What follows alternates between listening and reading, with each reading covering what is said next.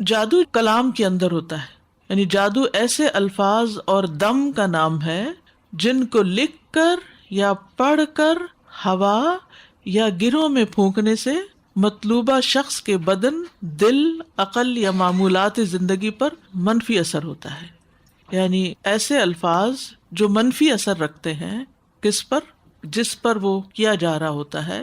بعض اوقات لکھ کر کیا جاتا ہے، بعض اوقات گروں پہ پھونکا جاتا ہے، بعض اوقات کسی آبجیکٹ پہ پھونکا جاتا ہے، جیسے کسی تالے پہ پھونک کے کسی کو بند کرنے کے لیے، یا اسی طرح کے کچھ سمبلز استعمال کیے جاتے ہیں. بعض اوقات قبرستانوں کی ہڈیوں پر کیا جاتا ہے. بیسیکلی اس کی اصل کیا ہے؟ کچھ الفاظ ہوتے ہیں، کچھ منتر ہوتے ہیں، کچھ کلام ہوتا ہے.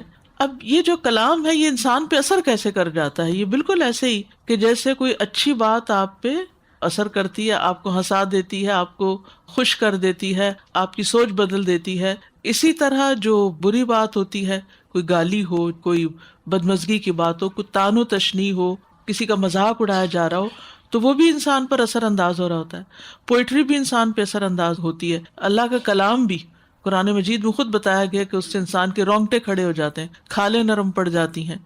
تو انسان کو جو فوقیت دی گئی ہے باقی تمام مخلوقات سے، وہ زبان کی بنا پر دی گئی ہے. اور زبان جو ہے یہ بناتی بھی ہے اور بگاڑتی بھی ہے. اس سے تعلقات بنتے بھی ہیں اور بگڑتے بھی ہیں. اس سے انسان کی زندگی اپنی بھی بنتی ہے یا بگڑتی ہے، کیونکہ زبان سے جو باتیں نکلتی ہیں ان کے اثرات دور دور تک جاتے ہیں. اسی طرح جو جادو کیا جاتا ہے اس میں بھی کچھ کلام ہوتا ہے کہ جو انسان کے اوپر غیر مرئی طریقے پر اثر کرتا ہے. تو جس طرح پاکیزہ کلمات اپنی تاثیر رکھتے ہیں، اسی طرح بری باتیں بھی اثر رکھتی ہیں.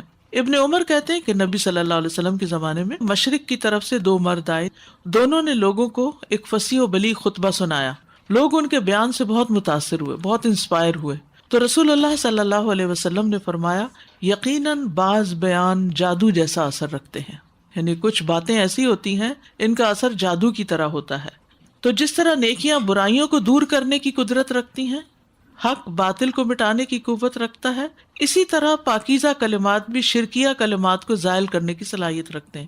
تو یہ بات اپنے ذہن میں جما لیجئے، یہ بات آپ کے ذہن میں راسخ ہو جانی چاہیے کہ جادو جیسے کلام کا اثر اور مقابلہ قرآن ہی کر سکتا ہے، پاکیزہ کلمات ہی کر سکتے ہیں.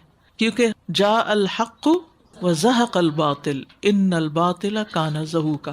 اس لیے اگر کسی کو کوئی ایسی تکلیف ہو جائے تو وہ غلط طریقوں سے علاج نہ کروائے، وہ عاملوں کے پاس جا کر ان نون قسم کی جھاڑ پھونک اور منتر وغیرہ سے کام نہ لے، کیونکہ اس میں شرک کا اندیشہ ہوتا ہے، ایمان جانے کا اندیشہ ہوتا ہے. یہ ایک بنیادی نقطہ ہے جو سمجھنے کا ہے. اور کس بات پہ یقین رکھے کہ اللہ کا کلام باقی ہر طرح کے شرکیہ کلام، جن و انس کے فضول لغو کلام سے بالا ہے اور اعلیٰ ہے اور زیادہ قوت اور تاثیر اور طاقت رکھتا ہے. باقی سارے کلام بندوں کے ہیں، اور قرآن کس کا کلام ہے؟ قرآن مجید اللہ سبحانہ تعالیٰ کا کلام ہے. تو اس لیے جو کلام اللہ سبحانہ تعالیٰ کا ہے اس کلام کو انسان پاورفل سمجھے اور اس کے ذریعے علاج کرے، اور جتنے یقین کے ساتھ آپ اس کے ذریعے علاج کریں گے اتنا ہی وہ آپ کو فائدہ دے گا.